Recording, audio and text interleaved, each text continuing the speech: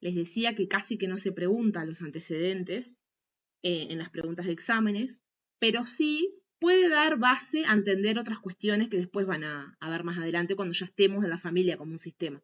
Entonces, un poco por eso, y también porque obviamente es un texto obligatorio y no podemos decir, bueno, en las clases, en los exámenes anteriores no lo preguntaron, pero ¿qué pasa si lo preguntan ahora? Entonces no podemos jugar mucho con eso. Sí está bueno estratégicamente, como lo venimos haciendo, pero no está bueno jugar con que no damos nada de eso.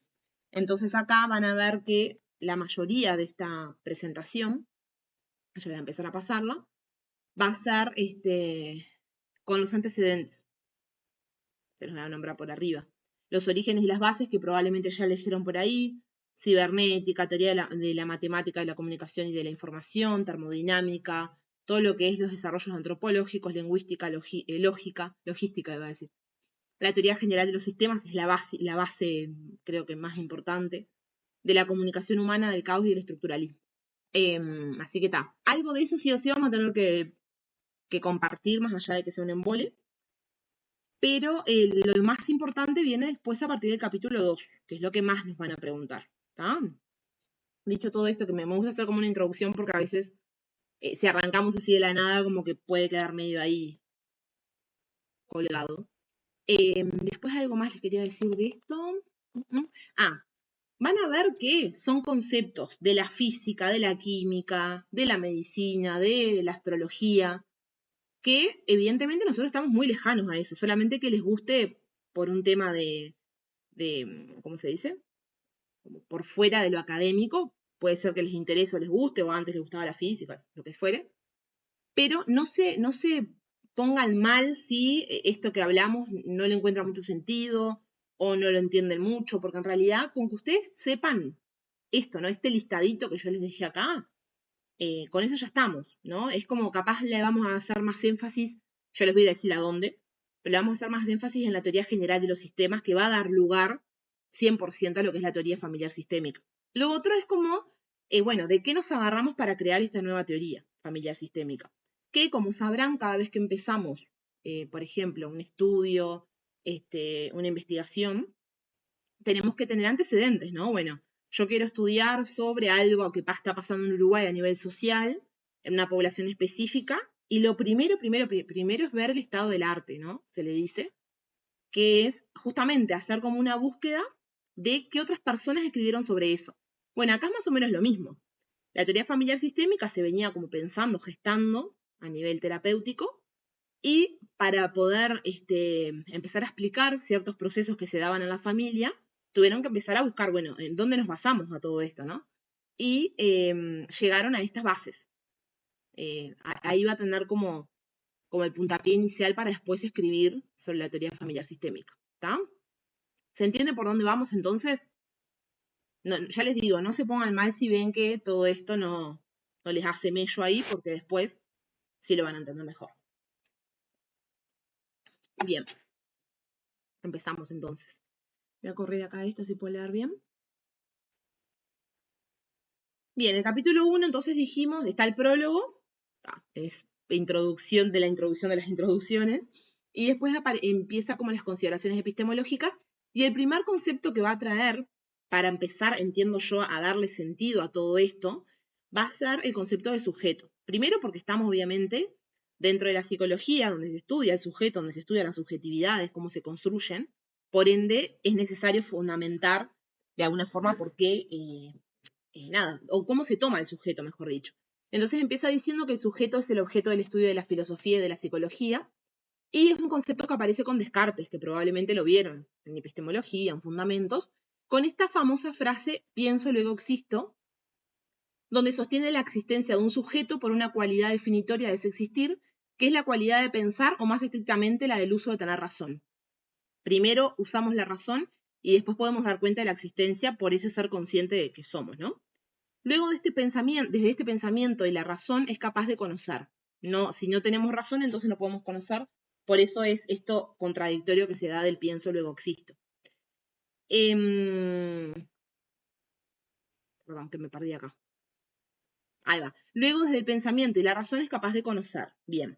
Cuando lo interno propio de cada ser, un adentro que lo define y lo sostiene con relación a un exterior a él, que el sujeto mira, va al encuentro de ese exterior a aprender, y este aprender con H, ¿no? De incorporar las reglas, por ejemplo, las leyes que están en el exterior, da cuenta un poco de esto de el sujeto para conocer tiene que traer un montón de cosas del exterior. Ya empieza a hablar como un sujeto a nivel social, ¿no?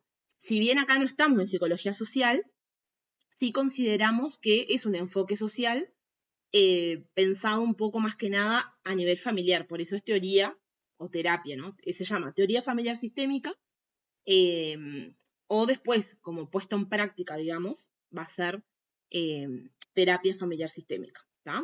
Desde, digo familia en general, pero ahora vamos a desglosar por diferentes subsistemas más adelante.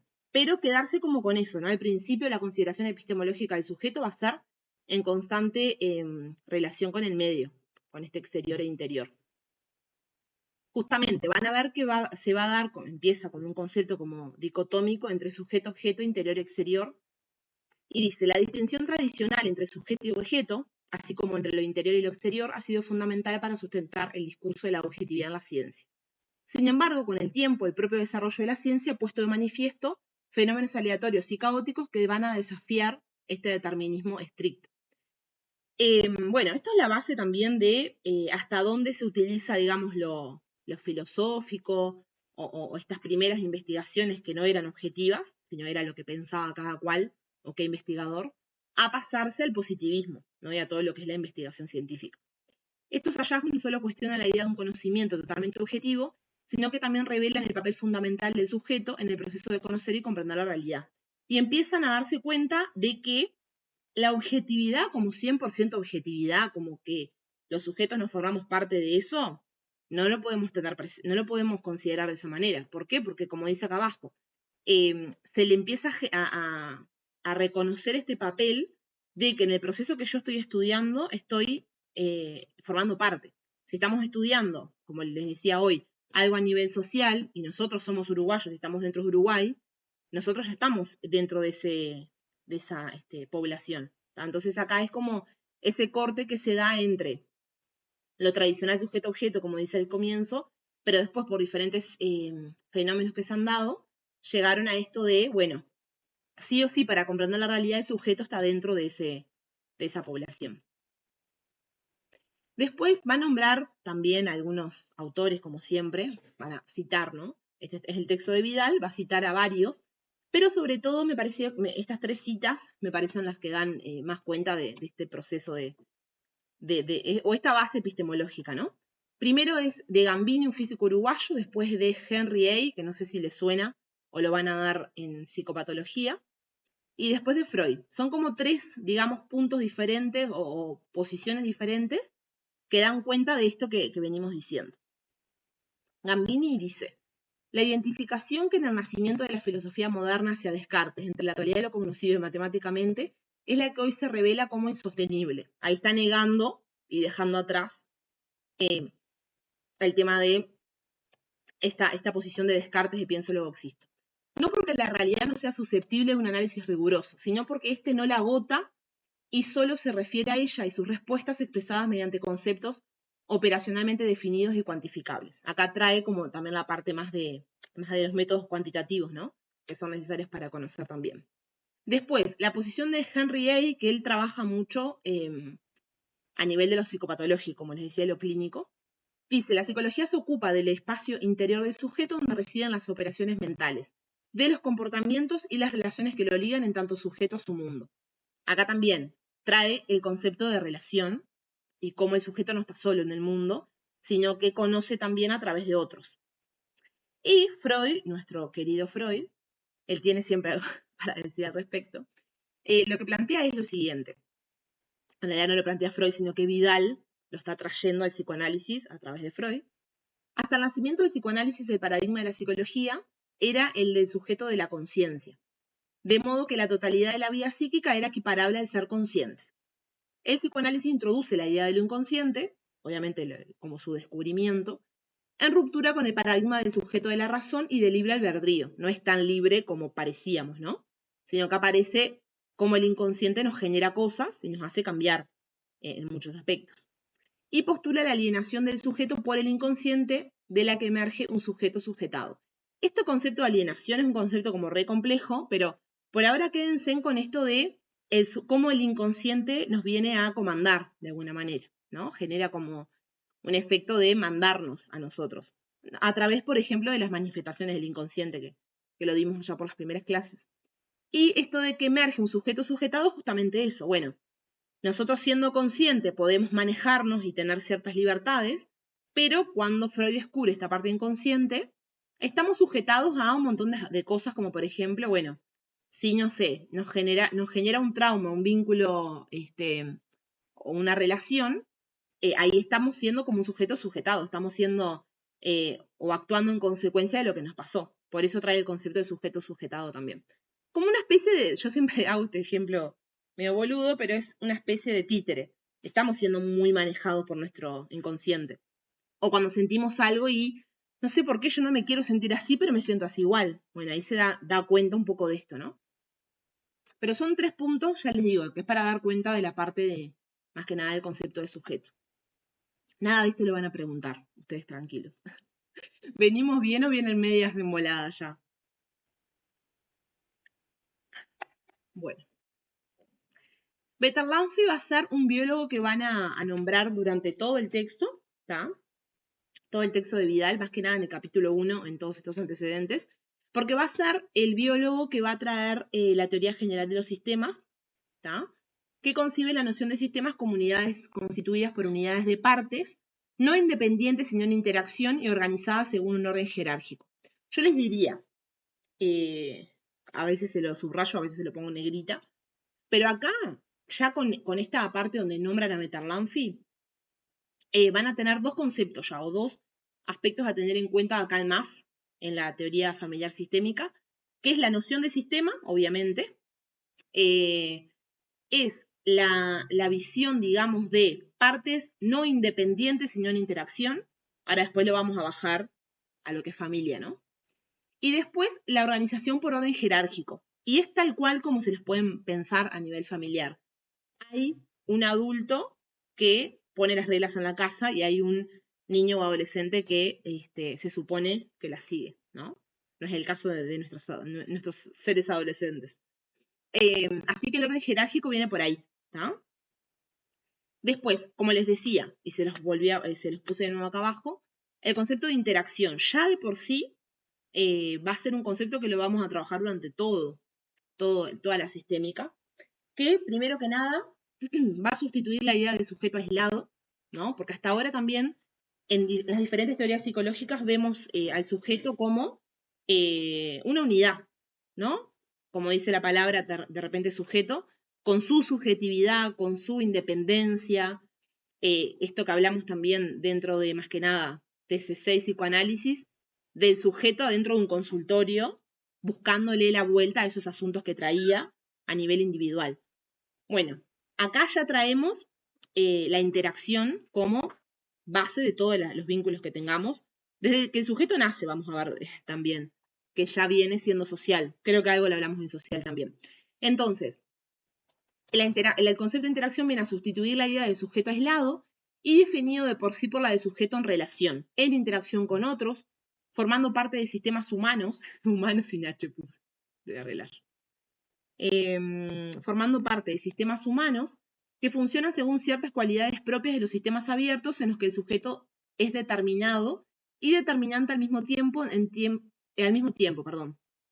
relaciones que lo constituyen y constituye él mismo. Acá les voy a aclarar una cosita. Esperen que les estoy proyectando de nuevo. Bien. Lo de sistemas abiertos vamos a dejarlo ahí en latiendo porque lo vamos a hablar después, ¿tá? Quédense ahora con, bueno, estamos hablando del concepto de interacción. Acá en esta parte donde dice que el sujeto es determinado y es determinante, al mismo tiempo relaciones que lo constituye y lo constituyen, es este concepto de interacción que lo pueden pensar de repente como un abrazo, como flechas que se van a entrecruzar, ¿no? Primero porque somos sujetos determinados por experiencias y determinamos la vida de los otros, ¿no? No sé, los padres hacia sus hijos, piensen en el vínculo de pareja, piensen en el vínculo de hermanos, que ya les vengo adelantando algo de lo que es la familia, y a la vez en relaciones que constituye y que lo constituyen a él mismo, ¿no? Yo constituyo una relación de pareja y por ende me van a constituir otras relaciones, por más que yo no la elija, o como puede ser, bueno, formo parte de otra familia que no es la mía inicial, ¿no? Después lo vamos a ir viendo en términos familias, pero ya les adelanto para que se vayan haciendo una idea, ¿tá? Así que, por ahora, el concepto que es más importante y que lo vamos a ir viendo siempre va a ser el de interacción. ¿Se entendió este concepto de interacción? A diferencia de todo lo que veníamos dando en las otras teorías, bueno, sin ser social, que ya lo vimos en estos términos, va a ser todo lo contrario de lo que veníamos viendo, o por lo menos se hace más énfasis aún en lo que es la relación y la interacción con otros. ¿Tá? ¿Venimos bien? Me había aparecido una ¿Me notificación. podés explicar de vuelta eso, Tati? ¿El concepto de interacción? Sí, Sí. no sé, capaz que las demás personas lo entendieron, pero... No, tranqui. La idea es que me vayan diciendo, así lo vamos parando. Si no me dicen nada, viste que yo sigo como una moto. Bueno, vamos de nuevo entonces.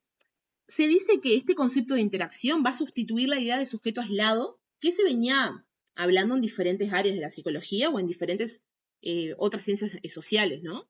Como el estudio de la persona aislada, definida de por sí por la de sujeto en relación. Acá lo que va a hacer es sustituye la idea de sujeto aislado y considera a un sujeto en interacción, en un constante vínculo, ¿no? Vos o decimos desde que nacemos estamos en un vínculo con otro, con la mamá, con el papá, con el cuidador, después crecemos un poco más y estamos en vínculos con una persona que nos enseña a leer y a escribir, como puede ser una maestra.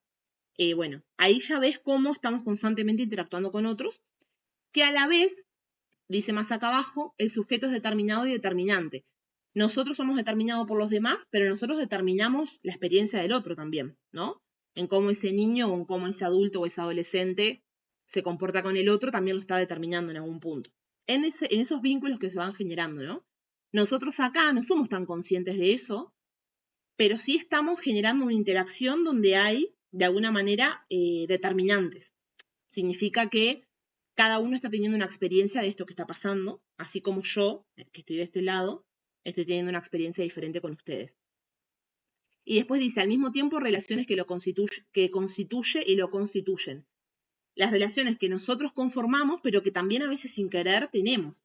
Como puede ser, nosotros, no sé, de repente elegimos una relación de amistad, donde aparecen otro tipo de vínculos después, que pueden ser, no sé, relación con otros amigos que no era lo que elegíamos inicialmente, o como el ejemplo que les di de la pareja, ¿no?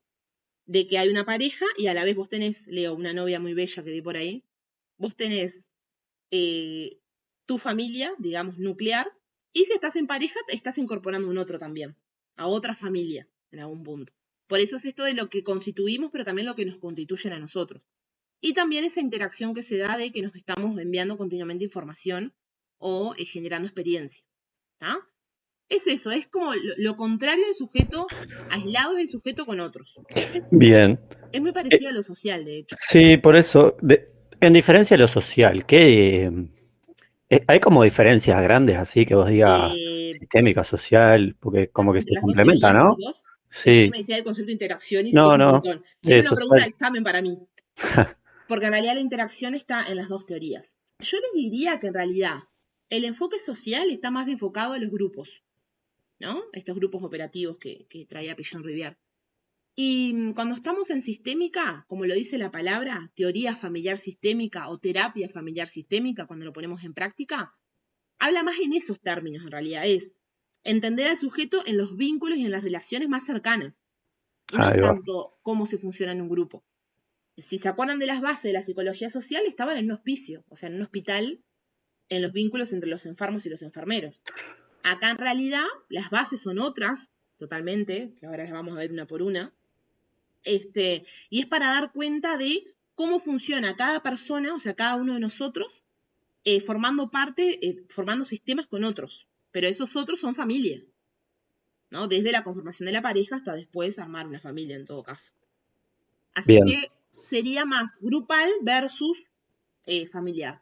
no quita que ustedes puedan ver a través de estas teorías algo en un grupo. O sea, grupal, pero sistémica, grupal, No, digo que lo grupal está más asociado a la psicología social sí. y como que la especialidad de la teoría familiar sistémica o de la terapia familiar sistémica es la familia, Ah, ahí va, está, a diferencia, digamos. está, Está bueno bien. esto que traes porque es algo que yo siempre hago hincapié de que ustedes está bueno que logren, cuando lean las preguntas, identificarlo. Igual, si mal no recuerdo, ustedes corríjanme los que dieron el examen, está como diferenciado. O sea, tienen las primeras preguntas de TCC, o no, psicoanálisis, después TCC, después social y después sistémica. No creo que les mezclen mucho. Sí tienen que ver en cada pregunta, que no les, si les dice algo vinculado a lo grupal, ahí habrán los ganchos porque grupalidad, grupal, está hablando más de social. Y cuando habla más de pareja, de familia, de parentescos, está más hablando de sistémica. Pero eso está bueno porque vamos a verlo mañana cuando practiquemos preguntas. Ahí como diferenciamos. Pero está bueno Está. que te lo vayas preguntando y vayas buscando ahí la vuelta. ¿Alguien más que quiera preguntar o decir algo en base a esto? Bien. Agregamos un poco más entonces de lo que trae en concepción de sujeto. Acuérdense que estamos todavía en este capítulo 1, que es más epistemológico y bueno, más filosófico si se quiere. Pero acá ya nos vamos acercando un poco más a lo que vamos a dar finalmente. Bueno, el sujeto concebido como un sistema abierto que existe, enlazado a otros por interacciones que configuran sistemas abiertos más complejos como vínculos organizados, por ejemplo.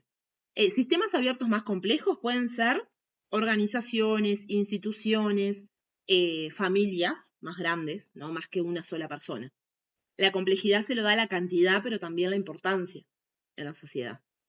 Nosotros somos un sistema abierto que formamos parte de otros sistemas, como puede ser, bueno, nacemos y formamos parte de una institución salud, vamos a estudiar y formamos parte de una institución escolar, ¿no? Y así sucesivamente, aparte de la institución primaria que va a ser la familia. El sujeto emergente, el sujetos emergentes sería de la interacción, modificarán tanto varíe su posición en los vínculos, en las relaciones, que se transforman a su vez en el tiempo, mediante interacciones acumulativas y nuevas interacciones con potencial historizante. Esto de que el sujeto, por ejemplo, nace en una familia, pero no es que solamente se queda ahí toda su vida, sino que va a seguir interactuando con el medio. Por eso también es que es un sistema abierto. Después vamos a ver igual bien el concepto de sistema. Pero por ahora eso, bueno, agregar a este sujeto vinculado con la interacción con otros, que está continuamente transformándose en estos vínculos, en estas relaciones que genera.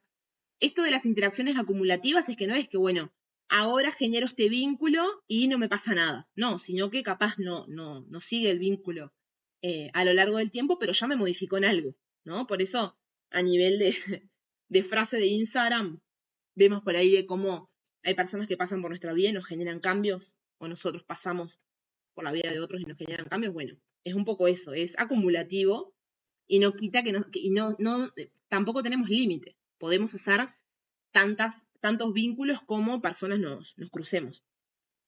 Y esto del potencial historizante es eso también, ¿no? De que en algún punto se va acumulando un poco la experiencia en nosotros. Los sujetos con psiquismos abiertos se determinan recíprocamente, de modo que lo intrapsíquico y lo intersubjetivo quedan enlazados por los intercambios en los que organizan y en los que se organizan y a los que organizan. Lo intrapsíquico y lo intersubjetivo, inter, todo lo que tiene que ver con lo vincular, con la relación, por ejemplo, social, sujeto-objeto. Bueno, acá hablamos más de esta reciprocidad en los vínculos, ¿no?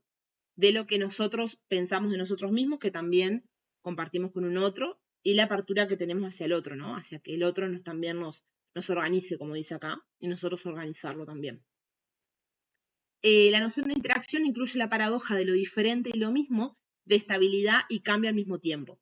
La interacción, acuérdense que recién vimos el concepto y les decía, bueno, unas flechas que se van a entrelazar y no quita que haya interacción solamente en sistemas iguales, ¿no? Persona a persona, puede ser interacción persona y otro subsistema, y otro sistema, perdón. Como les decía hoy, persona, institución salud, institución educación, familia, etc. Y acá este listadito fue el que les mostré al principio, pero más o menos les quería dejar acá, porque vamos a darlo como muy rápido. No me puedo centrar en cada uno porque sería un montón y nos dormiríamos todos. Pero básicamente van a ver por allí que van a tener a la cibernética como base, a la matemática, a la teoría de la información, que a grandes rasgos, si no leemos todo el texto junto, por eso la invitación a que lo lean, puede ser que este salpicón les quede como ahí está, pero ¿qué tiene que ver esto con aquello? Y no se nota o no se ve hasta que no estamos dentro de la teoría familiar sistémica. Acá no estamos dentro de la teoría familiar sistémica. Son las bases y orígenes, como les decía hoy. Bueno, cómo digamos, aporta la antropología, cómo aporta la lingüística, la lógica, la teoría general de los sistemas, que ya algo se adelantó con esto del sistema abierto, el de la comunicación humana, del caos y el estructuralismo. A veces no es solo también que nombra las bases, sino también, no solamente bases de donde toma algo, porque van a ver que de todo esto algo va a tomar la teoría familiar sistémica, sino que también se diferencia, por ejemplo, el estructuralismo, que es al final. Bien, vamos a ir viendo uno por uno, medio rapidito, ¿está? Por ejemplo, de la cibernética, bueno, se dice que es la ciencia del control, rompe con el paradigma de la causalidad lineal que atiende los efectos puntuales de variables sobre variables excluyendo la dimensión temporal y los efectos de las variables, y sus variaciones sobre todo el sistema, sobre el sistema todo aportando una visión que sostiene. Y acá viene de repente lo que más podemos vincular. El estudio de los elementos de un sistema no permite analizar sin transcripción el sistema en su conjunto. En tanto, el elemento individual está controlado por el conjunto del sistema. Acá ya viene a traer un poco esto de no podemos entender lo individual si no lo entendemos el sistema completo, o al revés también, ¿no?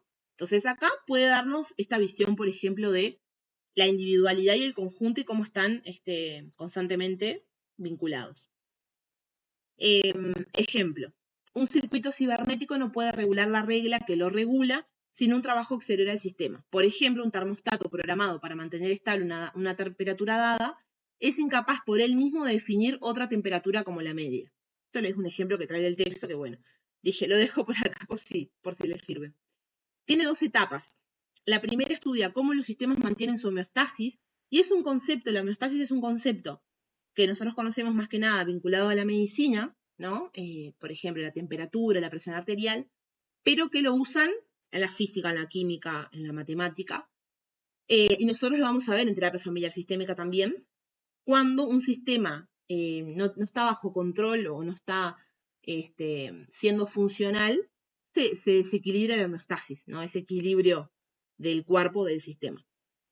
Entonces dice, la primera estudia cómo los sistemas mantienen su homeostasis y deja al observador en el exterior del sistema observando, y la segunda estudia cómo los sistemas evolucionan creando nuevas estructuras, incluyendo al observador en el sistema observado. Esto acuérdense de la diferencia entre lo individual y lo sistémico, o el sistema, digamos. Y acá trae como, bueno, cuando recién comenzó todo lo que es la ciencia del control o de la cibernética, dejaba al observador afuera y luego, como en una segunda etapa, lo incorpora. Bueno, acá en sistémica podemos decir que lo puede llegar a tomar también para entender al sujeto. En vez de estudiar cada sujeto, no sé, al padre, a la madre, al hijo, se estudia todo en uno solo y se puede entender mejor por qué el hijo es como es, por qué el padre es como es o por qué la madre es como es. ¿Se entiende ese ejemplo? Más o menos. Lo importante es en la conexión con la sistémica, no es la teoría cibernética en sí. En realidad, vas a ver que cada punteo de cada antecedente, hasta que no demos lo que vamos a dar finalmente, les va a quedar medio ahí. Les recuerdo que este es el capítulo 1, así que estaría bueno que se lo anoten por ahí para que lo puedan ver todo junto y puedan ver ejemplos, ¿tá? Pero acá, por ejemplo, nos quedamos con esta primera parte. El estudio de los elementos de un sistema, según la cibernética, no permite analizar a todo el sistema en su conjunto. En tanto, el elemento individual está controlado por el conjunto del sistema. Entonces acá es, bueno, estudiamos el sistema completo para entender al individuo, o sea, al sistema individual o al elemento individual, y al revés, estudiamos al elemento individual dentro del sistema. Es solamente una característica que va a tomar la teoría familiar sistémica. ¿Tá? No, la idea no es que se vayan con una idea de lo que es la cibernética, ni mucho menos, porque ahí tendríamos, no sé, que contratar a un físico. Bueno, otro antecedente va a ser la teoría matemática de la comunicación, quien lo trae es Shannon. Concibe la comunicación desde el punto de vista de unidades de información, que son las bits, estudiando el paso de información de un emisor a un receptor, ahí se me fue, de un emisor a un receptor, observa que la información solo es tal si el emisor dice algo que modifique la incertidumbre del receptor. Estos configuran, me mata las palabras mías, configuran, tuve que pasar todo en limpio porque tenía como 3 presentaciones aparte, y las pasé todas juntas. Voy de nuevo. Shannon va a estudiar el paso de información de un emisor a un receptor, observa que la información solo es tal si el emisor dice algo que modifique la incertidumbre del receptor. Estos configuran un lazo de tipo estadístico entre el grado de incertidumbre de un mensaje y la información que éste podría transmitir. Básicamente lo vincula con esto de a dónde está la importancia o a dónde está el mensaje realmente, ¿no? Cuando el emisor, acá dice, o en base a esta teoría, cuando el emisor modifica la incertidumbre del receptor. Si la incertidumbre del receptor es tener cierta información, entonces fue como cumplió su objetivo. En este sentido, la información sobre un sistema podría ser útil como medida de organización del mismo. Información, comunicación, son conceptos que también hacen a esta teoría, ¿tá? Que la vamos a ver después cuando demos toda la parte familiar. Después está la termodinámica estadística. Dice que se ocupa de sistemas complejos que involucran un gran número de partículas cuyo comportamiento no puede predecirse. Y acá, el no poder predecirse está vinculado a la teoría familiar sistémica. Por ejemplo, algo que se me ocurre ahora, vincularlo, como el comportamiento de las personas, ¿no? Así como en TCC se planteaba, bueno, de que las leyes en las que se basaba podían llevar a predecir la conducta humana, no la TCC, perdón, sino el conductismo básico, se puede predecir la conducta humana, por ejemplo. Bueno, acá ¿qué pasa? Como hablamos de interacción, y hablamos de varias unidades, digamos, interactuando entre sí, no necesariamente podemos predecirlo, porque no sabemos, por ejemplo, en un conflicto familiar, qué postura va a tomar la madre, qué postura va a tomar el padre, si hay una madre y un padre. No todo es tan, no todo está escrito, no es todo tan predecible justamente. O como, no sé, si una familia va a contar con cierto apoyo terapéutico, por ejemplo, o no. Por eso un poco se toma esto de la estadística. ¿Ah? Después dice, la entropía de un sistema es la medida de la ignorancia sobre los estados por los que pasará. Estados. La palabra estados acá es como muy vinculada a lo físico y a lo químico, ¿no? El estado de los sistemas, no, de las sustancias. Según se realiza el despliegue de las probabilidades, imposible de ser predeterminado y proporcionarle la información que se requerirá para conocer su estado. Acá me gustó esta parte que explicaba la entropía, porque es esto. Cuando trabajamos en teoría familiar sistémica, o en terapia familiar sistémica, no sabemos nunca qué puede pasar. Por esto que les decía de la interacción, y hay tantas diferentes interacciones como personas hay en esas interacciones. ¿Tá? Entonces, quédense con este concepto de entropía o esto de la medida de la ignorancia sobre los estados que va a pasar ese vínculo. ¿Tá? Nosotros comenzamos un vínculo, por ejemplo, traigo la pareja, no porque es lo único que se me ocurre, sino porque es la base para la terapia familiar sistémica. ¿Tá?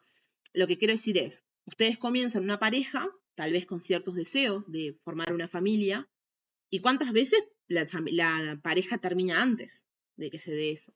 Por eso esta de no sabemos con qué nos vamos a encontrar. ¿Está? ¿Se entendió el paralelismo ahí? Voy rápido porque si no, no nos da mucho. Díganme, chicos, deudas. Sube la manito, Leo. El resto no sé si está agarrándose la cabeza o está bien. Ya se reí un poco, ¿viste? Ahí la madre de Euge dijo, ok, también. Bueno, es un embole, chicos, yo lo sé, es re aburrido. Pero le llegan a preguntar a Godeste y yo no se los doy, me van a querer matar y yo no quiero ser la responsable. Me muero. Bueno.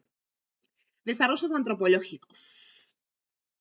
Otro autor que va a traer un montón este texto va a ser a Bateson. Dice que estaba interesado en la década del 30 en la cultura de un grupo de indígenas norteamericanos llamado Yatmul. Observa los fenómenos de interdependencia de los comportamientos de los individuos, es decir, ubica la unidad de análisis, la unidad de análisis de él, digamos en este estudio, va a ser la interacción. Por eso va a ser una base. Dijimos hoy al inicio, que la diferencia acá, el enfoque estaba puesto en la interacción y no tanto en lo individual. ¿Está? Comprueba que ciertos comportamientos, voy a ir borrando las cosas que vea mal. Bueno, puedo ir para atrás ahora. Ahí. Comprueba que ciertos comportamientos tienden a mantener su statu quo, su estado, en las normas culturales y otros tienden a la diferenciación. Esperen que voy de nuevo. Analiza el fenómeno de la diferenciación y lo denomina simogénesis, definiéndola como proceso de diferenciación de las normas de comportamiento individual resultante de las interacciones acumulativas entre los individuos. Qué interesante esto, porque bueno, un poco a lo que va es, él estudia el fenómeno de cómo se comportan entre ellos y ven, digamos, cómo van cambiando los comportamientos de acuerdo a las interacciones que tienen. Más acá adelante lo plantea mejor. Por ejemplo, observa que los comportamientos de los individuos están indeterminados según la dinámica de más de lo mismo, es decir, regulada por mecanismos de retroalimentación positiva. Lo de la retroalimentación también es algo que va a estar dentro de la teoría familiar sistémica, ¿tá? Lo vamos a ver. Y más abajo, creo que trae un ejemplo. Describe en el ritual dos modalidades de interacción. O sea, él ve los rituales que se dan en esta cultura específica, en este grupo de personas, y plantea dos modalidades de interacción, como les decía, simétrica y complementaria. La simétrica, dice, las conductas guerreras de algunos hombres provocaban comportamientos algo más guerreros en otros, que aumentaban las conductas guerreras de los anteriores y hacían escalada. Por ejemplo, ¿no les ha pasado de ver, lamentablemente, ¿no? No sé, en un boliche, dos o tres personas empiezan a pelearse y se arma una hecatombe, queda como todo el ambiente ahí como que, bueno, no es que se contagie, o sí, podemos hablar de contagio social, pero sí se da una especie de validación de ese comportamiento, ¿no? Bueno, si se pelearon los de al lado, ¿por qué no nos vamos a pelear nosotros? Bueno, él lo que veía era en esto de los comportamientos guerreros, ¿no? Y otras conductas que observaba eran las conductas espectaculares de los hombres provocaban conductas admirativas en las mujeres, que aumentaban la espectacularidad del comportamiento de los hombres, los que aumentarían la admiración de las mujeres. Por eso es lo complementario también, porque se va como retroalimentando. Bueno, si las mujeres veían conductas positivas de los hombres, obviamente que aun cuanto más aumentaban las conductas de los hombres, más aumentaba la admiración de las mujeres. Esto bien como la descripción del vínculo hombre-mujer. Probablemente se vio un montón de otras cosas. Él trae como esto, ¿está? Entonces, volviendo a lo anterior, habla de esto, lo que dice acá abajo. Proceso de diferenciación de las normas de comportamiento individual que va a generar comportamientos diferentes en las personas. ¿Tá? Cómo lo que iba pasando se iba repitiendo y eso es lo que después también se repite de generación en generación. De hecho, vamos a ver en teoría familiar sistémica cómo los sujetos también actuamos de acuerdo a lo que vimos en nuestras casas, ¿no? Generalmente, digo generalmente, pero pasa un montón, en menor o mayor medida. Bueno, no sé, una persona llega a terapia, por ejemplo, con problemas vinculares a nivel pareja, ¿no? Vínculos disfuncionales, donde hay mucha violencia, mucha agresión, o donde no hay comunicación, está todo bien. Esas parejas que dicen, ay, nosotros nos llevamos tan bien que ni discutimos. Esas parejas también llegan a terapia. ¿A qué voy con esto? Una de las primeras preguntas que hacemos los terapeutas, y más supongo que hacen los sistémicos, tiene que ver con estudiar un poco qué relaciones vieron en su crianza, de alguna forma, ¿no? Y muchas veces está asociado esto de, bueno, no sé, la no comunicación. Capaz esa pareja viene cada una de familias donde no primaba la comunicación, donde se daba todo por sentado. Y por el contrario, este otro ejemplo de la agresividad o de la violencia también puede estar asociado. Bueno, como yo vi que mis padres toda la vida se insultaron, se gritaron, y bueno, más cosas todavía, entonces yo me vinculo de esa forma. Con esto no quiero decir que no se pueda cambiar, sí, si no, la psicología no serviría para nada. Sí se puede cambiar, pero está en la base de la persona. ¿Ah? ¿Se entiende este ejemplo de ¿cómo es? De lo que trae Bateson. Es así, Leo. Bien. Bueno, otro que trabaja en la antropología es Strauss, antropología estructural. Estudia el salto del mundo natural al mundo cultural, propone como definitorio del orden cultural la existencia de la norma, en tanto prohibición y prescripción, y toma la prohibición del incesto, escribí como el tuje, como norma invariante definitoria del orden cultural presente en todas las culturas. Bueno, esto del salto del mundo natural al cultural, un poco lo que habla es de la normativación de la sociedad. No, ese momento natural de, bueno, vivimos en la casa de la pesca, bueno, ese salto donde empieza la civilización. Tenía algo acá escrito que estaba muy mal escrito. Incesto, acá está mal. Ahí, y era algo más, pero no me acuerdo. Estudia el salto del mundo natural al mundo cultural, propone como definidor del cultural la esencia de norma, en tanto prohibición. Entonces, en esto de que aparece lo normativo, bueno, ve cómo se va generando una nueva cultura, ¿no? En base a eso, hay cosas que se prohíben y cosas que se permiten.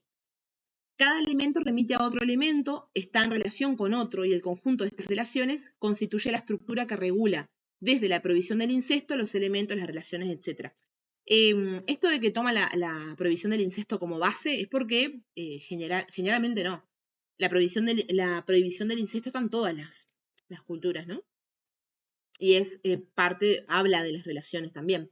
Entonces, nada, tal vez en familiar sistémica, un poco de lo que puede traer de Strauss, es esto de cuando existe una norma, un poco regula, ¿no? Un poco genera orden en la familia o en la sociedad en general, pero quiero decir, si no hay una norma social, porque no es todo norma jurídica, ¿no? Acá aparece la estudiante de Derecho. Puede ser una norma social, una norma jurídica, pero dice, bueno, está prohibido el vínculo entre hermanos o el vínculo entre primos, no sé. Entonces, saben que va a haber una represión, ya sea a nivel social o a nivel jurídico. Entonces, un poco lo que toma de ahí tiene que ver con esto de lo normativo, ¿tá? La existencia de la norma y las prohibiciones, no sé,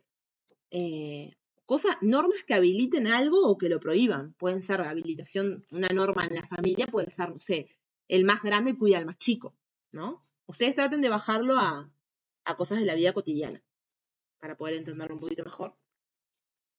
Si es que se puede hacer.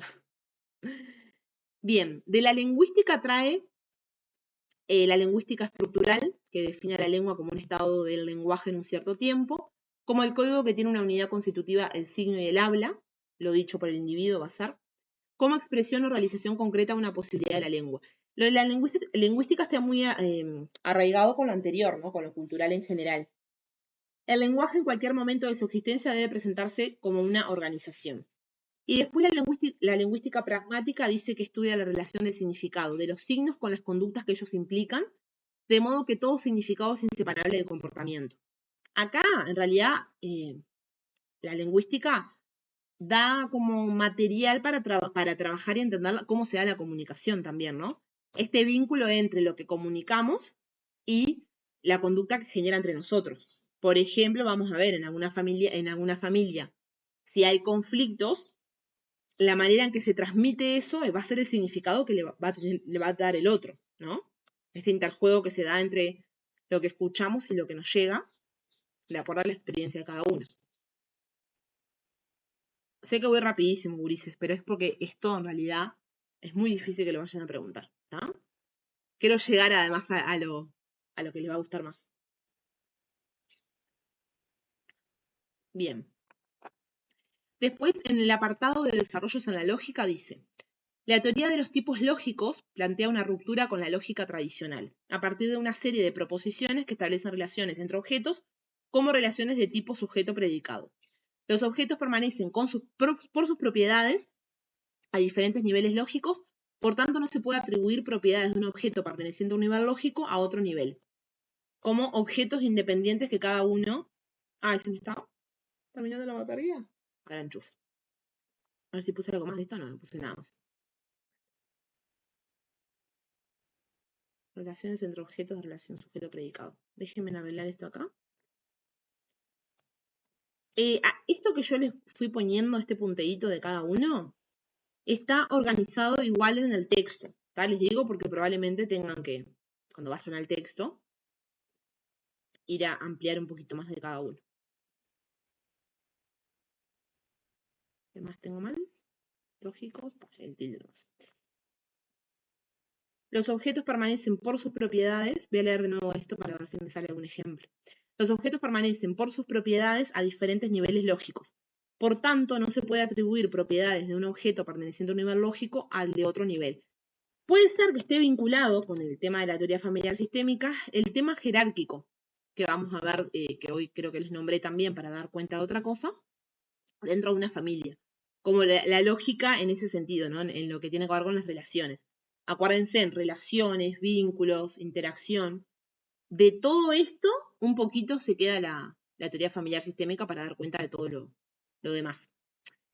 Betarlanfi hoy lo nombramos por arriba, por otra cosa, pero lo que más van a ver en el texto, estoy enchufando esto, lo que más van a ver en el texto es que va a ser quien desarrolla y enuncia la teoría general de los sistemas.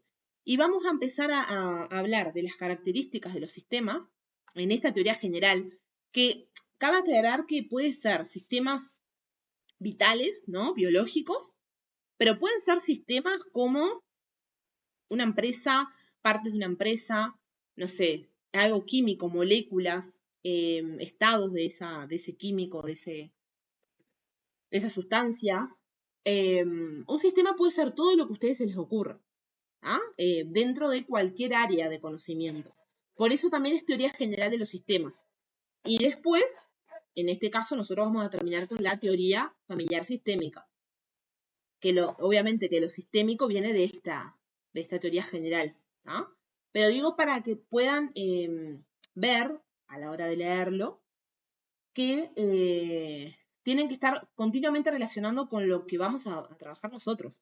Porque la teoría familiar, la teoría general de los sistemas es la base de un montón de otras teorías. Nosotros lo queremos y lo necesitamos para entender cómo funcionan las familias. Ahora vamos a verlo en cada característica. Voy a enchufar esto rapidito. ¿Cómo vienen, chicos? Bueno, ojalá que lo puedan leer y si no, valió la pena esta clase aburrida. Por si les preguntan. ¿Vamos bien?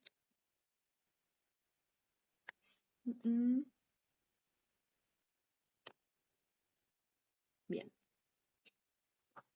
Es más, si alguno de ustedes o alguno de ustedes ya lo viene estudiando o ya lo rindió y quieren agregar algo de esto, traer ejemplos, lo que sea, pueden traerlo, ¿está? Les digo porque no. Nada, como hacemos siempre en realidad. ¿Está? Bueno. Enchufada la computadora, como tiene que ser. Qué increíble, porque tenía 2 horas y pico de batería, pero parece que no. Es todo farsa. Bien. Betarlanfi va a enunciar en los años 40 la teoría general de los sistemas que procura un modelo para una concepción general de los sistemas complejos. El desarrollo de las tecnologías, de los problemas económicos, financieros, sociales y políticos hizo necesario, sostiene el autor, un enfoque de sistemas. Para entender todo esto, ¿no? Como la base o qué lo inspiró, digamos, a escribir sobre esta teoría, van a ser todos estos desarrollos que hablábamos anteriormente. El desarrollo del pensamiento en torno al concepto de sistemas es resultante de nuevas necesidades del conocimiento. Ahí capaz que lo traemos a la psicología, ¿no? De, bueno, cómo cambiamos las personas hace que también tenga que haber un enfoque sistémico. Y por la interacción con los otros. Interacción, siempre interacción.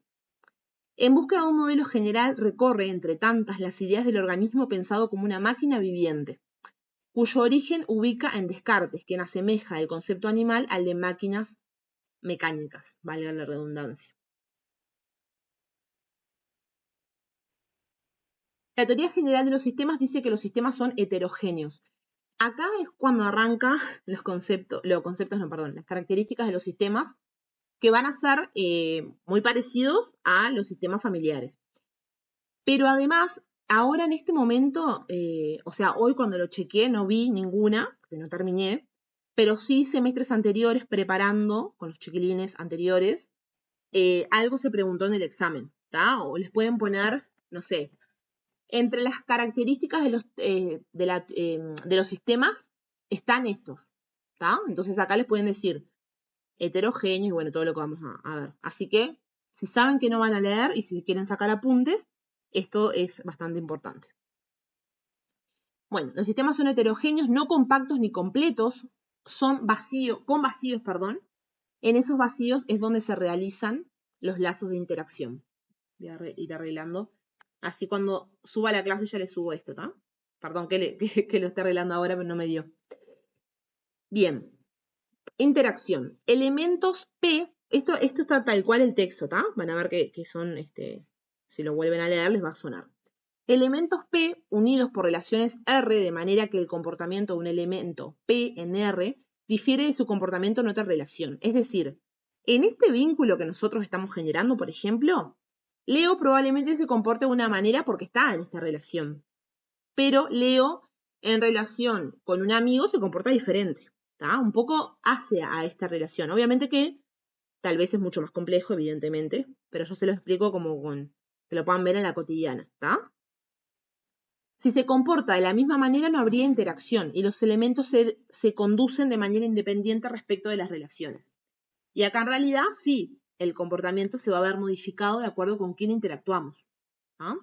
Así, la interacción misma hace al sistema, lo constituye, lo estabiliza y a la vez determina cambios. Así que todo lo que tenga que ver con la heterogeneidad está vinculado también con este concepto de interacción. Por sistema se entiende un agregado de elementos o partes interactuantes que guardan entre sí relaciones de no independencia parcial, de modo que el comportamiento de un elemento en cierta relación es diferente del que presenta en otra relación. El ejemplo que di recién, pero hablamos obviamente en términos mucho más formales, como puede ser, por ejemplo, elementos. ¿Tá? Acá de arriba comportamiento y relación. Yo soy re histérica con los tildes, pero parece que en este momento que lo estaba haciendo ayer, pasando limpio todo, no me puse muy quisquillosa.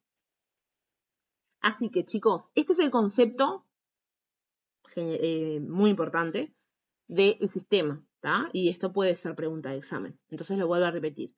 Por sistema se entiende un agregado de elementos, o sea que son más de uno, o partes interactuantes, que guardan entre sí relaciones de no independencia parcial. No independencia. Acá no hablamos de algo aislado, sujeto aislado, hablamos de un conjunto. De modo que el comportamiento de un elemento en cierta relación, acuérdense de los vínculos, háganse en su cabeza como esas ideas, ¿no? Bueno, yo no actúo de la misma manera con fulano que con sultano o en diferentes momentos. En cierta relación es diferente del que presenta en otra relación. Existen sistemas cerrados que no interactúan con lo que le es exterior, como una cierta sustancia química en un tubo de ensayo, y sistemas abiertos que sí intercambian con el medio externo. Acá esto es un ejemplo que me parece importante pensar. Bueno, si esto de la sustancia química en un tubo de ensayo, el tubo de ensayo lo separa del exterior y siempre va a funcionar de esa forma, siempre va a estar ahí adentro. Ahora sabiendo solamente este concepto, y dice, hay sistemas abiertos que se intercambian con el medio externo. ¿Qué sistemas abiertos pueden llegar a conocer ustedes? Teniendo en cuenta este primer concepto, ¿no?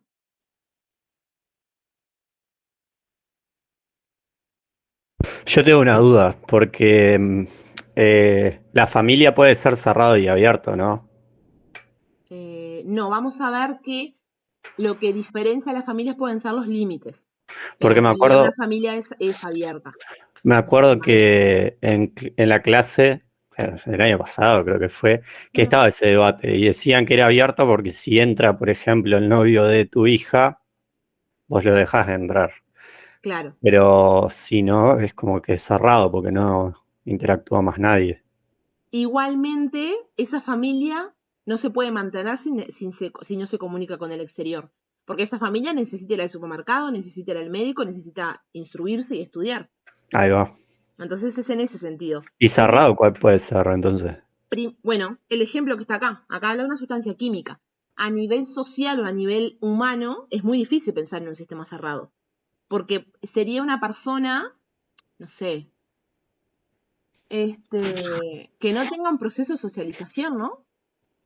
Que igualmente, no sé, si yo pienso un niño que se pierde en la selva, va a tener vínculo con el exterior igual, como puede ser la propia naturaleza o animales.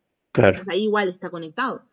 Si pensamos en lo humano, siempre pensamos en un sistema abierto. Primero porque nosotros, que somos una unidad base dentro de un sistema, somos abiertos.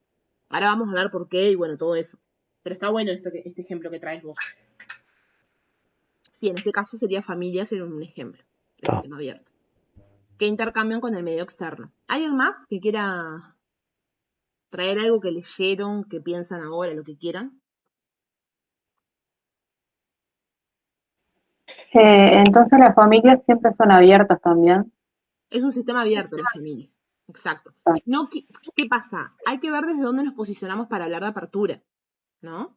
En realidad vamos a ver que hay una especie de límites más duros, más rígidos, que hace que algo se cierre, pero no se cierra nunca del todo. Porque básicamente las personas que conformamos esa familia somos un sistema abierto, ¿no? Acá no tiene nada que ver con ser cerrados a nivel personal. ¿Viste? Cuando nosotros decimos, es una persona súper cerrada, no le entra nada. O es una persona súper abierta y, bueno, interactúa un montón. En realidad siempre es abierto.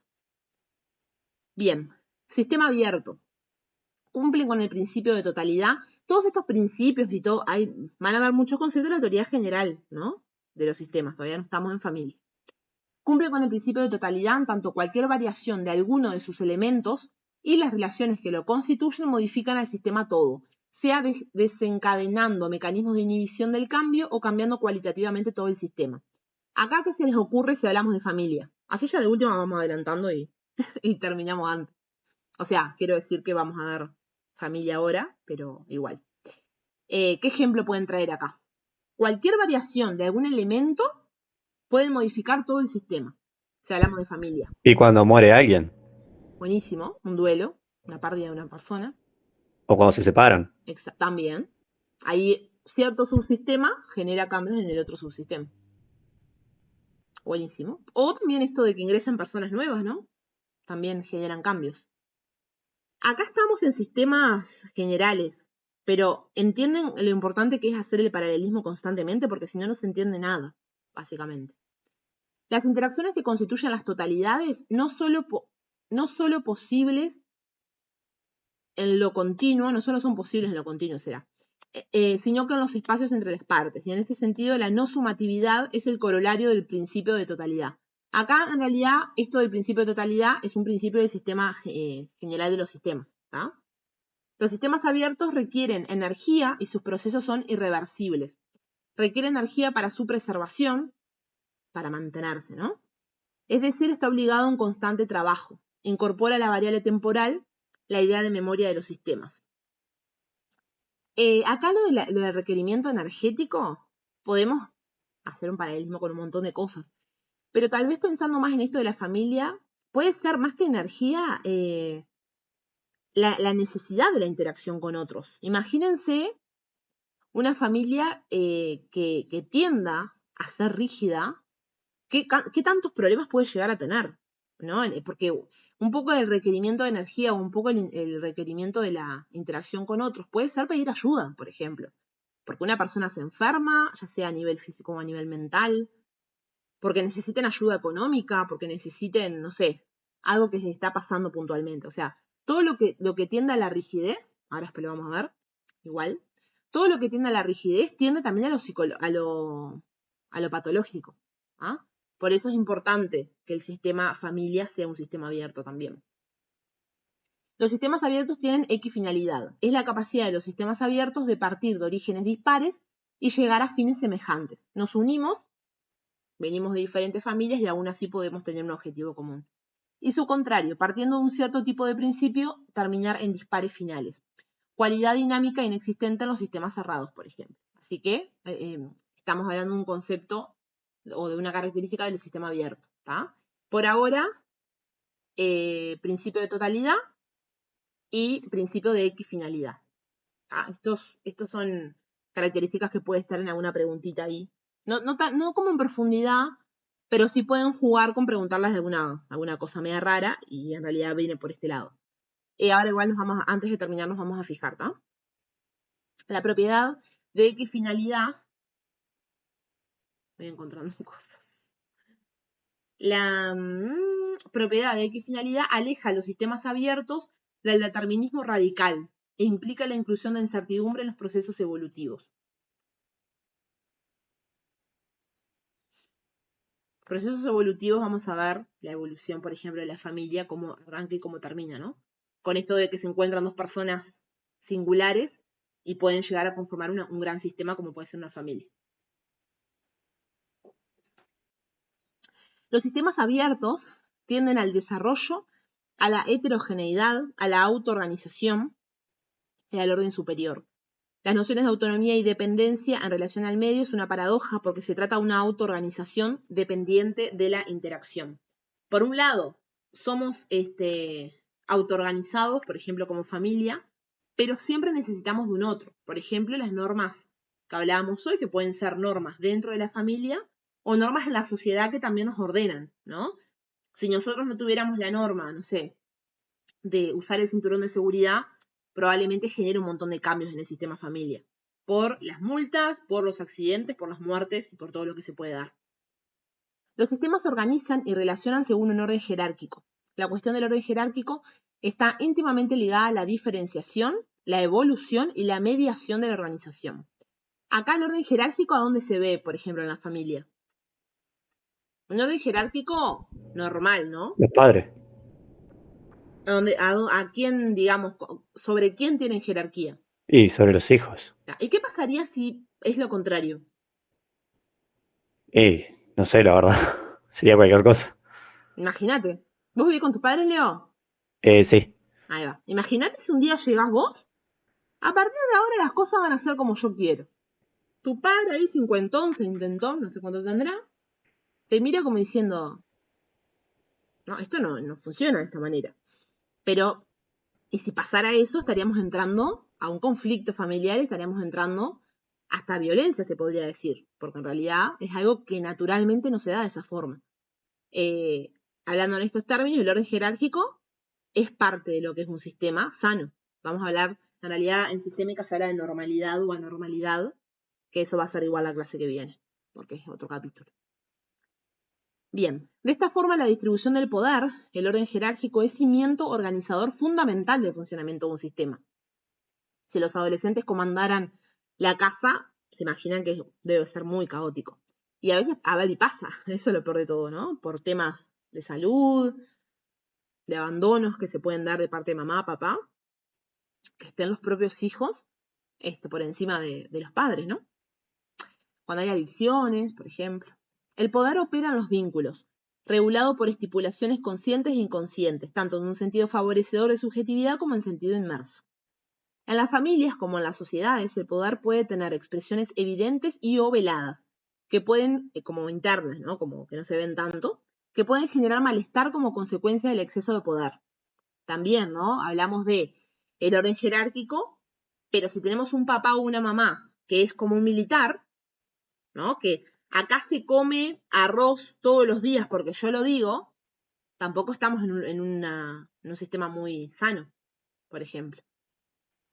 Los sistemas abiertos requieren de cadenas circulares de determinación, mecanismos de feedback positivos y negativos, como de comunicación, ¿no?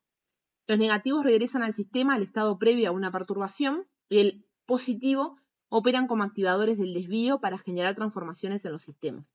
Esto está bueno para ver cómo, bueno, si esta comunicación que se da, si en realidad el feedback negativo es esta comunicación que se da y que lleva al estado previo a la perturbación, es decir, vuelve a toda la normalidad, como si no hubiese pasado el conflicto. Sin embargo, es un feedback positivo cuando pasó algo, literalmente hubo un conflicto, pero se transformó el sistema.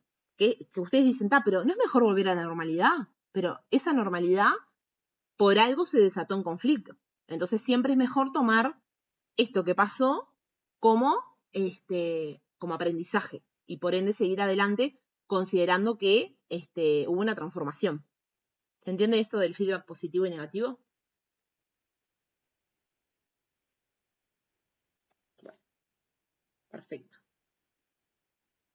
A todo esto, llega un momento en el texto donde empiezan a vincular, bueno, todo esto que venimos diciendo, por qué lo estamos hablando acá y por qué después la psicología lo toma, ¿no? Entonces, una parte del texto plantea efectos de la teoría general de los sistemas en el campo de la subjetividad y cómo está vinculado con todo esto. La idea de los sistemas se constituyen como totalidades mediante la interacción de sus partes. Implica la noción de discontinuidad de espacios entre las partes en los que se desarrolla la interacción. Implica la idea de heterogeneidad, de integración, de oposición, de semejanza, de diferencia, de estabilidad y de cambio. Es como todo muy contradictorio, pero en realidad es lo que sucede en los sistemas. Si ahora nos ponemos los lentes de pensar en un sistema como es la familia, que es un sistema abierto. Esto de la heterogeneidad, de la integración, de la oposición, de la semejanza, es necesario ser opuestos o tener cosas opositorias y también es necesario tener cosas que nos unan, ¿no? Como cosas que nos hagan semejantes como personas. Por ejemplo, el tema de los valores, ¿no? Porque si hay mucha disparidad de valores, puede ser que haya muchos conflictos también. Y el tema de la estabilidad y el cambio, como recién hablábamos con el tema de los feedback, positivos o negativos, sí está buena la estabilidad, pero si a veces se mueve un poco el sistema, también es bueno, ¿no? También es saludable que así suceda. Por eso hoy les decía, cuando en una pareja no hay discusión, hay más caos que en una pareja donde sí la hay, por ejemplo, porque se desata en un momento donde no sé si se puede solucionar. La organización de un sistema por interacción entre las partes implica que la totalidad está necesariamente presente de alguna manera en cada parte. Esto de cada vínculo, cada sistema, cada relación, ¿no? Cada interacción está compuesta por todo lo que es el sistema, ¿no? Tiene esas características que se van como reproduciendo. Después de esta parte donde abre un poco a lo subjetivo, digamos, ya trae la idea del sujeto vinculado con otros aspectos o con otros conceptos, como puede ser características de los sistemas. Entonces, en este apartado trae de nuevo otro concepto de sujeto y dice que el sujeto es pensado como sistema abierto, parte de las totalidades. Esperen que voy a arreglar esto. El sujeto pensado como sistema abierto, parte de las totalidades. Cuando hablamos de sistemas abiertos, entonces podemos hablar familia, pareja, sociedad. Organizado según una jerarquía de totalidades. Es un individuo singular, pero contiene también cualidades de esas totalidades de las que es parte. ¿Y estas cualidades cuáles pueden ser? Valores, creencias, significaciones, lenguaje y prohibiciones. Es decir, nosotros tenemos, cada uno maneja una personalidad, una forma de actuar, una propia subjetividad, pero que estamos muy, muy, muy llenos de cosas que no las elegimos nosotros, sino que nos fueron inculcadas en el proceso de socialización y en la propia crianza dentro de cada familia. Lo subjetivo deja de ser equivalente a algo fijo y propio de un sujeto, determinado a priori en el encuentro con el otro. Es constituido por sus vínculos significativos del pasado, del presente y por los efectos de la práctica social. Hoy también decíamos esto de, nos vamos construyendo en base a los vínculos que tenemos con el otro, pero acá todavía hace más énfasis en los vínculos significativos, como pueden ser, como también lo he nombrado, padres, madres, hermanos, que hayan, no importa más allá del tiempo, ¿no? Pero que hayan generado un cambio radical. A veces experiencias que no son tan buenas, no sé, como en un trabajo, ¿no? Bueno, no tuviste un muy buen jefe en el trabajo, pero aprendiste de repente a lo que no te gustaría hacer en el momento que seas jefe, por ejemplo. Es constituido por los vínculos significativos del pasado, del presente y la práctica social. Eso también es re importante. No solamente estamos constituidos por el pasado, sino por el presente y porque estamos continuamente practicando socialmente estos vínculos. Este paradigma no concibe a los elementos aislados, sino que están ligados por interacción, de vuelta. Por eso hoy les puse interacción con mayúscula, para que puedan hacer énfasis ahí. Afecta la concepción de lo psíquico, promueve un marco teórico para incluir lo intersubjetivo y lo social. Lo intersubjetivo como lo vincular y lo social con la sociedad toda. ¿Tá? Después me quedó acá, igual después lo voy a arreglar. Me quedó acá mezclado porque debería ir antes para que conecte mejor.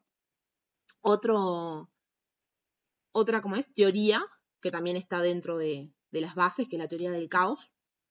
Ambas parten de la idea de los sistemas complejos, en este caso el sistema familiar, o sea, en la terapia familiar sistémica, son impredecibles, creo que algo lo nombramos en base a otra teoría, y que las interacciones dentro de estos sistemas no siempre surgen de un patrón lineal y predecible. Y bueno, que la teoría familiar sistémica se centra en las relaciones y las dinámicas dentro de las familias y cómo los miembros se afectan mutuamente, y la teoría del caos ofrece un marco para entender cómo los sistemas pueden evolucionar de manera no lineal, emergente y dinámica. Nada, dice mucho más en el texto, ustedes lo van a ir viendo. Y después también acá les traigo una diferenciación entre el estructuralismo y este enfoque sistémico. Va a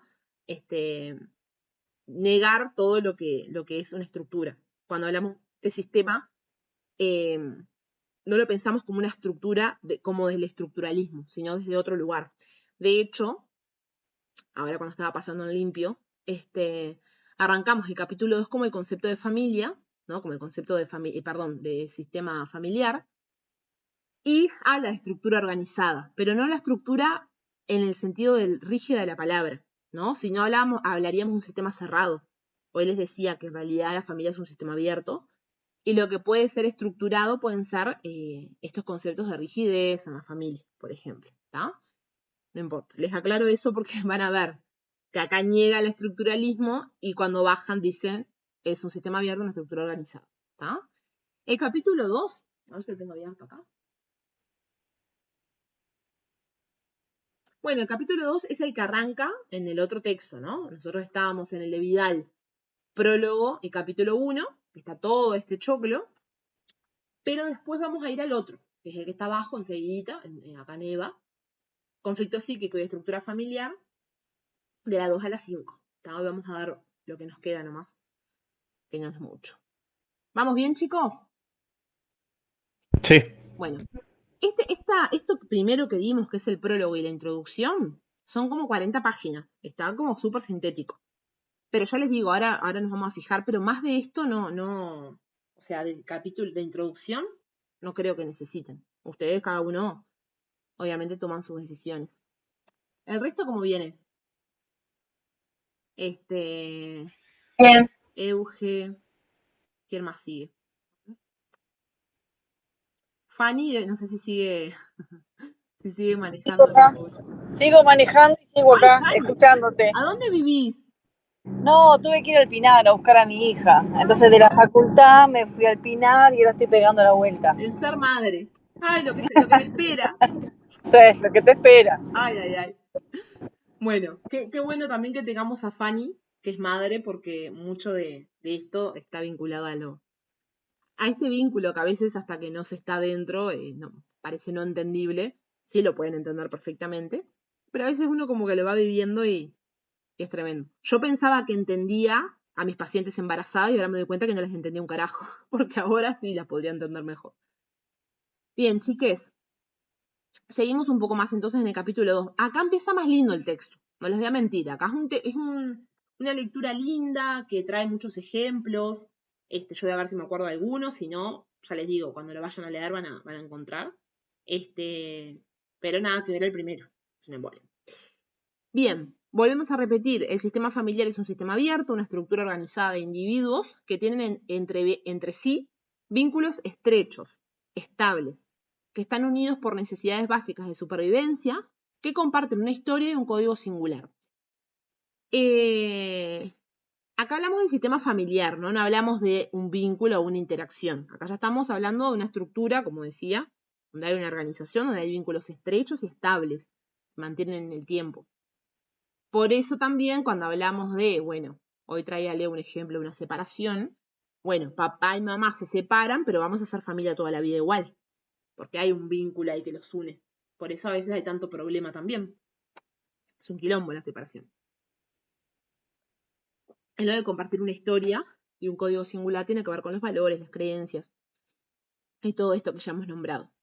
Los sistemas abiertos son sistemas que intercambian con el medio, ya lo dijimos. El sistema familiar está en constante intercambio con el medio en el que está inserto, es decir, con el conjunto de la estructura social. Los subsistemas, primero antes de decirle los subsistemas, les voy a decir otra cosa. Los subsistemas pueden organizarse por rasgos comunes, permanentes o móviles.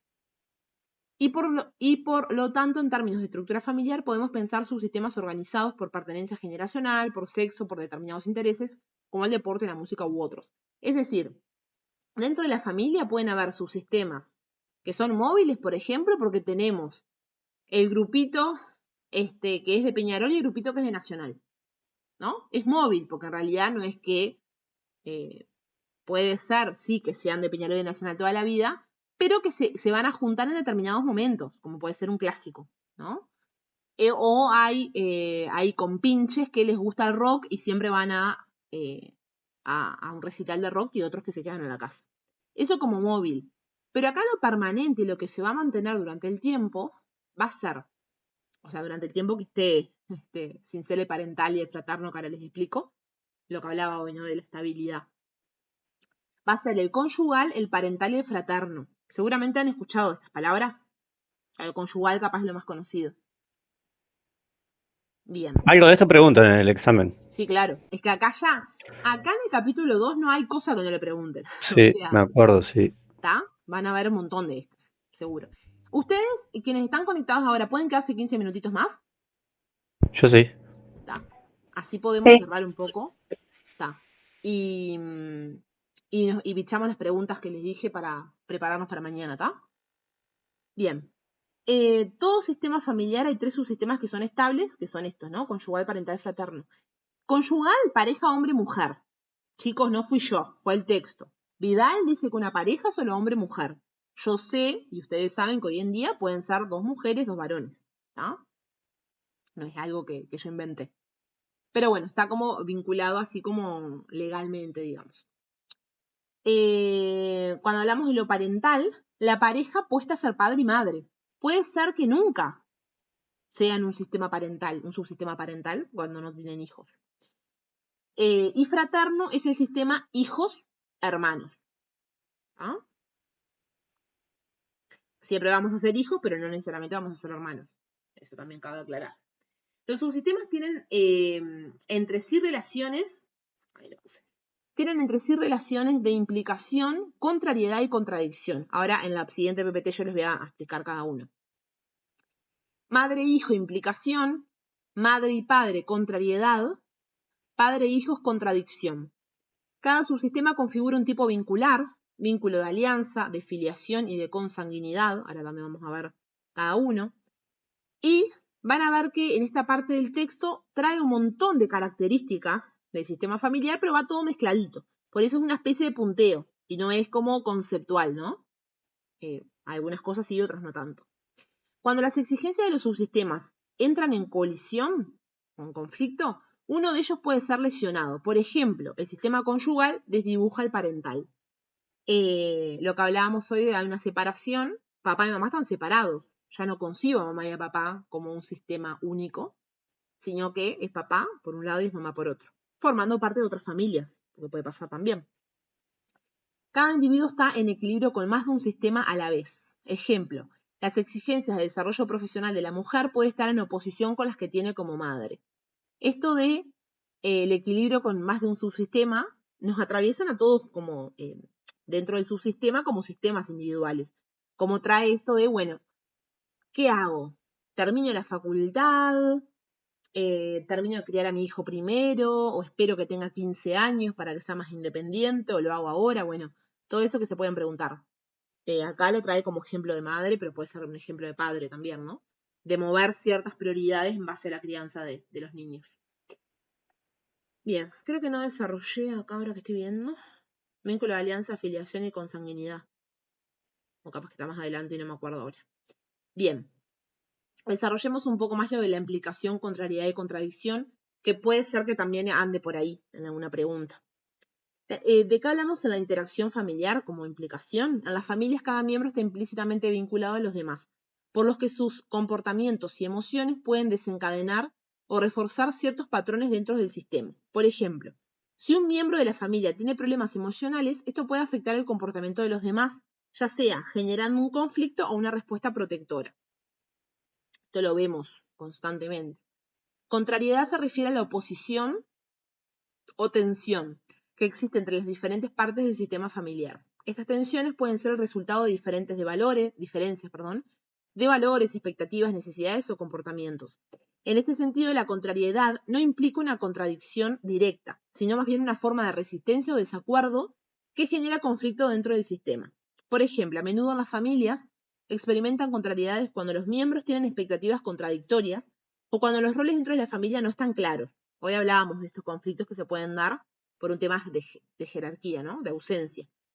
Por ejemplo, un padre que desea que su hijo sea más independiente puede estar en contradicción con la necesidad emocional del hijo de mantener una relación cercana y protectora de él, ¿no? 18 años, 19, 20, sigue como que papá tiene que estar para él. Entonces, es por eso lo contrario, ¿no? Como que por un lado, bueno, sí me gustaría que seas independiente, pero ¿a cuestas de qué? Muchas veces. A que, por ejemplo, este hijo, como dice acá más abajo, sigue necesitando, puede haber un retraso en su desarrollo, por ejemplo, tanto emocional más que nada, ¿no? Él, por ejemplo, como dice acá, el hijo puede necesitar una relación cercana y protectora y el padre ahí está buscando que vaya a laburar y que se vaya de la casa, ¿no? Esta contrariedad puede generar tensiones entre los miembros de la familia que se manifiestan en discusiones, resentimientos y malos entendidos. También puede pasar que el padre quiere una cosa para su hijo y la madre otra. ¿Les ha pasado que tus padres tironean con ustedes? Les ha pasado. Uno quiere que estudie, el otro que trabaje. No, tienen que trabajar porque nosotros ahora estamos en la lona. No, pero tiene que estudiar porque cuando nosotros nos mueramos, ¿qué va a hacer con su vida? Bueno, todo eso habla de eso contradictorio. Contrariedad, implicación, contrariedad, contradicción. Ahí va. Contradicción se refiere a los mensajes o comportamientos contradictorios que los miembros de la familia envían entre sí, lo que genera confusión y puede llevar a la dificultad en la comunicación. Ahora me estoy acordando de una contradicción. Una contradicción se da cuando un miembro de la familia dice algo y luego hace lo contrario, o cuando los mensajes verbales y no verbales están en desacuerdo. Dentro de las interacciones familiares, las contradicciones en la familia pueden crear lo que se conoce como comunicación doble o doble vínculo, que es un concepto introducido por el psiquiatra Gregory Bateson, que hoy lo nombramos.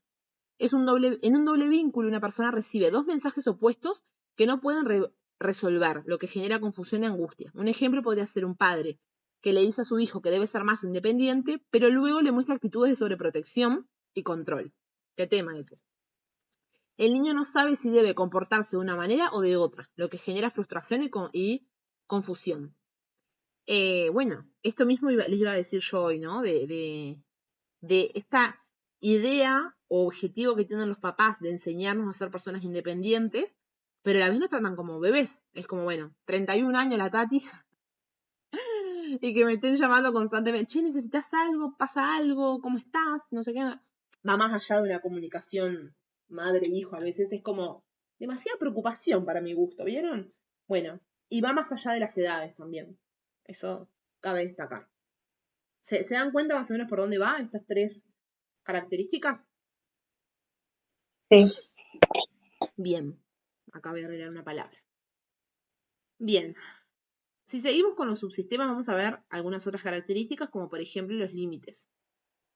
Y acá va a aparecer también esto que les nombraba hoy, la normalidad y la anormalidad, que estaría muy vinculado con lo cultural, ¿no? Lo que se espera de cada uno, de cada subsistema y de cada vínculo dentro de la familia. El sano equilibrio familiar depende de los límites de cada subsistema, que garantizan la convivencia armónica de los espacios. Cualquier cosa que diga. Espacios individual, espacio de la pareja y de todos los miembros. La sanidad está ahí, ¿no? En poder diferenciarse. Bueno, hoy quiero un día para mí, me voy solo a no sé dónde, o me quedo solo en mi casa. Momentos de la pareja más allá de que haya un niño, un hijo, ¿no? Es necesario eso. Son cosas que uno recomienda mucho en psicoterapia, ¿no? Y que cada uno de los miembros tenga su independencia también. Una familia no es, o una familia sana no es aquella familia aglutinada que no puede vivir el uno sin el otro, sino por el contrario, la independencia hace la sanidad en este caso. La pareja actúa como una matriz identificatoria, en especial sexual, porque trae un paralelismo ahí con lo psicoanalítico, ¿no? Freudiano. Proporciona a los hijos un modelo de mujer y un modelo de varón y un vínculo entre ellos. Hoy les daba el ejemplo de cómo vamos identificando qué es ser varón y qué es ser mujer en base a lo que nosotros vivimos en nuestras casas. El sistema parental tiene una función legisladora o legislador a lo permitido y a lo prohibido. La jerarquía, ¿no?, que hablábamos hoy, pone los límites y pone las normas. Tienen funciones de protección, apoyo, educación y orientación. Se subdividen en específicas de la madre y del padre.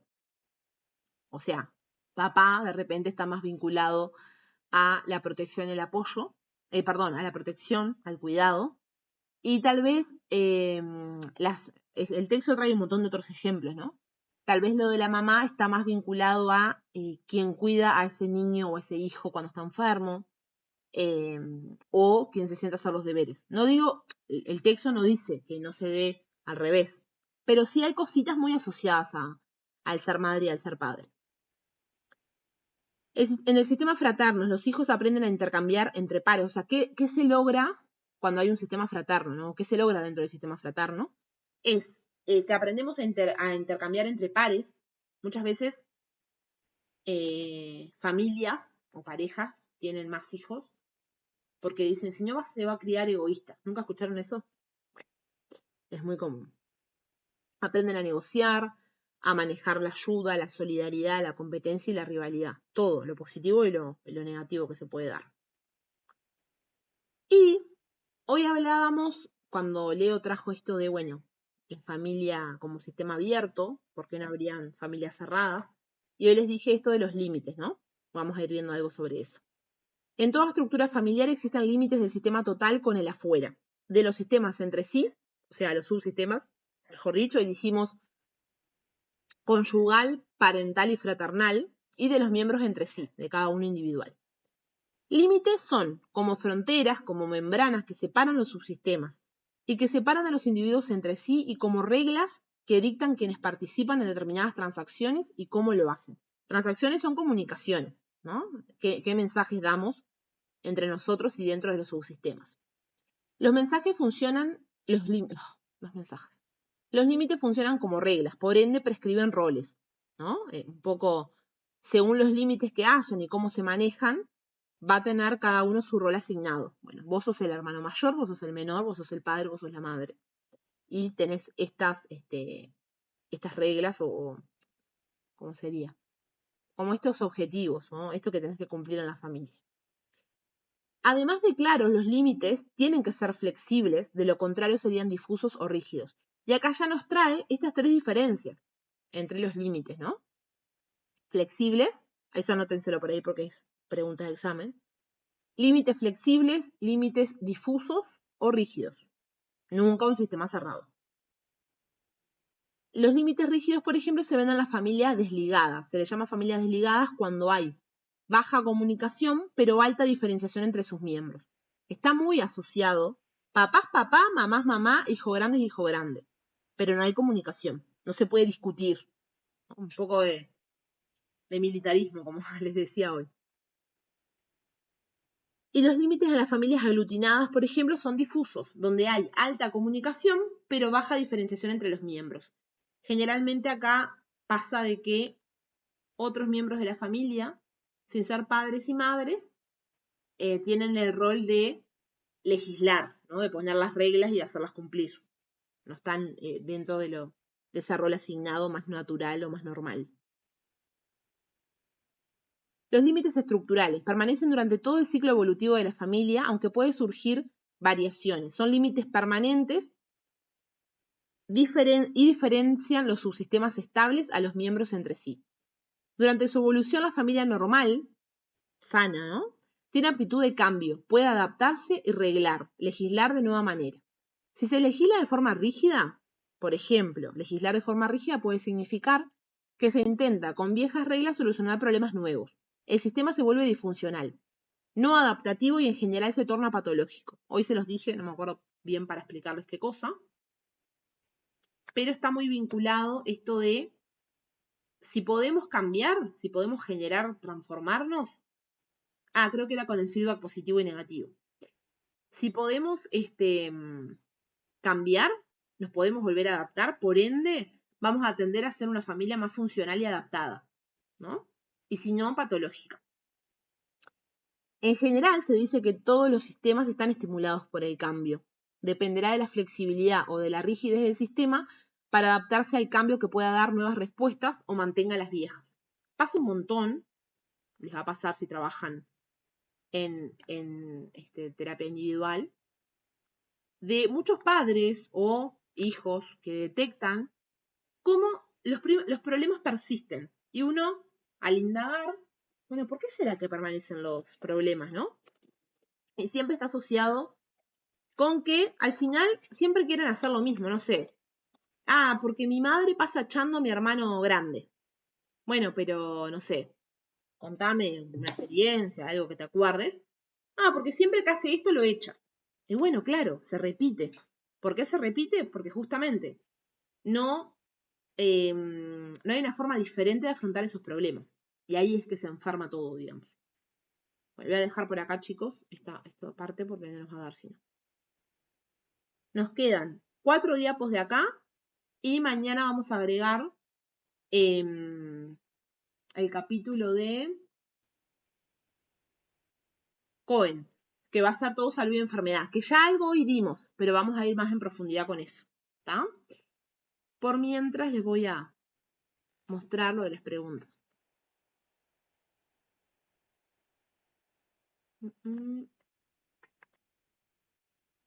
Es más linda este capítulo, ¿no?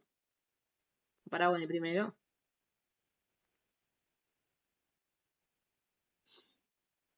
Vamos a fijarnos. Preguntitas. Mañana las vamos a responder y a fundamentar como hacemos siempre, ¿no? A ver. ¿Me deja bajar? Ahí.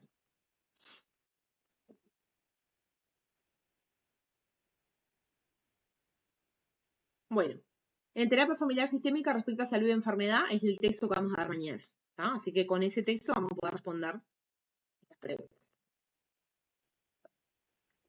Acá, sistemas abiertos.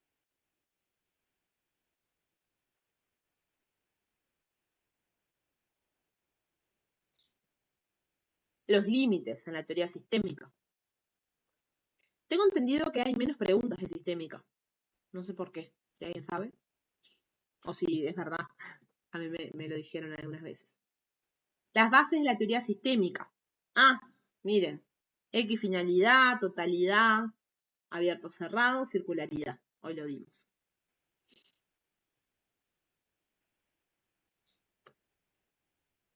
Terapia de comportamiento, pilloniana.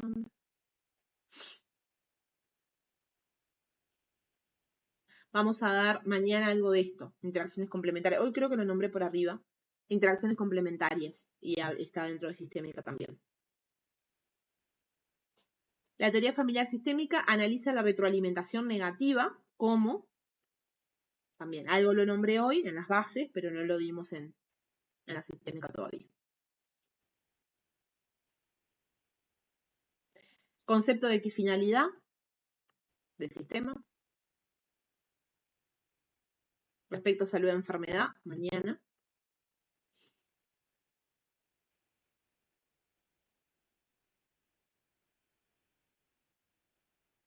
Doble vínculo, no le alcanzamos a dar, pero estaba hoy.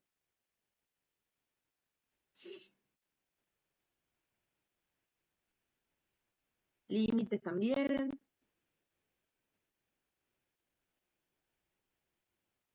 Pero en mesosistema todavía no llegamos tampoco. Vieron, chicos, que por ahora no preguntan nada de la parte, las bases, ¿no? Mejor. Si notamos en el orden.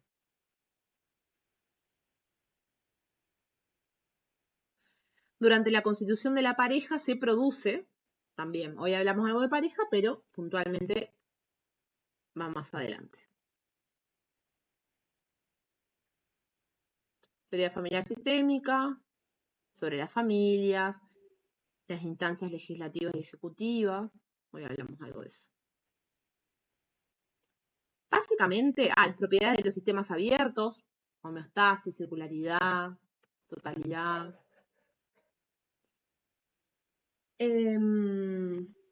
Nada, les quería mostrar eso, primero que nada, que no le van a preguntar de todo el choclo inicial, pero sí pueden ver que pueden entender mejor si se acuerdan de estas bases. Y les vuelvo a repetir que los 3 textos fundamentales va a ser el de Vidal. Si quieren, no se lean la introducción, o mejor dicho, el prólogo del capítulo 1, si no les da el tiempo no lo lean, ya no lo leyeron, y van directamente al capítulo 2 al 5, que es parte de lo que dimos hoy y lo que vamos a dar mañana, y el texto de Cohen. Lo otro yo diría que si están con poco tiempo ni le den bolilla, porque no les va a dar el tiempo. Bueno, chiques, ¿qué les pareció? ¿Muy difícil? Es medio, no sé si difícil, pero tiene muchas cosas. El capítulo 2 más que nada, muchas palabras ¿El capítulo 2 raras. Sí. o el 1? No, El la 1 parte o sea, del 1, la última parte de eso, de qué finalidad, bueno, contradicción, contrariedad, todo eso. ahí va. Eso, no sabía cómo explicar. No, está bien, está bien. Bueno, sería cuestión de repasar la PPT ahí y ver si podés leer el texto también. ¿Vos ya habías empezado con sistémica? No, pero, o sea, tengo como cosas del año De la vez pasado pasada. que me Bien. acuerdo. Euge, ¿cómo venís con sistémica? Bien, sí, la primera parte me pareció media bodrio, pero pero está, después ahora esta última parte estuvo buena. Sí, es que acá está todo, ¿no? Pero como les digo siempre, o sea, no está bueno que yo les diga, no, esta no está, chicos.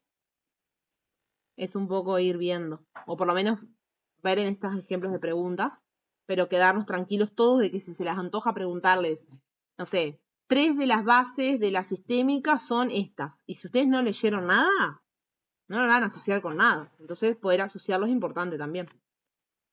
Muy bien, voy a cerrar acá la grabación.